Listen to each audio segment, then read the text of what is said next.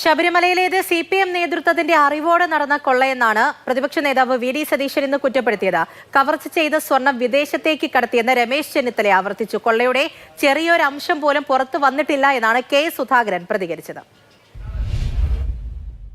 ഒരാൾക്കെതിരെ അയ്യപ്പന്റെ സ്വർണം കവർന്നതിന്റെ പേരിൽ ജയിലിലായ ഒരാൾക്കെതിരെ പോലും ഇവർ നടപടിയെടുക്കുന്നില്ല. അതിന്റെ അർത്ഥം എന്താ? അവരെ പ്രൊട്ടക്ട് ചെയ്യാണ്, സംരക്ഷിക്കുകയാണ് പാർട്ടി. CPM പക്ഷപാതികളായ രണ്ടുപേരെ ഇപ്പൊ SIT-യിൽ വെച്ചിരിക്കുന്നു. അത് SIT-യിൽ നടക്കുന്ന എല്ലാ നടപടിക്രമങ്ങളും ചോർത്തി കൊടുക്കാൻ വേണ്ടിയിട്ടാണ്. വലിയൊരു കൊള്ളയാണ് ശബരിമലയുമായി ബന്ധപ്പെട്ടുണ്ടായിരിക്കുന്നത്. ഈ സ്വർണം വളരെ ആസൂത്രിതമായ നിലയിലാണ് വിദേശത്തേക്ക് കടത്തിയിട്ടുള്ളത്. ഒരു സംശയം വേണ്ട.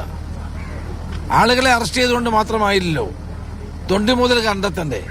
തൊണ്ടി മുതൽ എവിടെ? ചെറിയൊരംശം പോലും സ്വർണ്ണക്കൊള്ളയുടെ കാര്യം പുറത്തു വന്നിട്ടില്ല.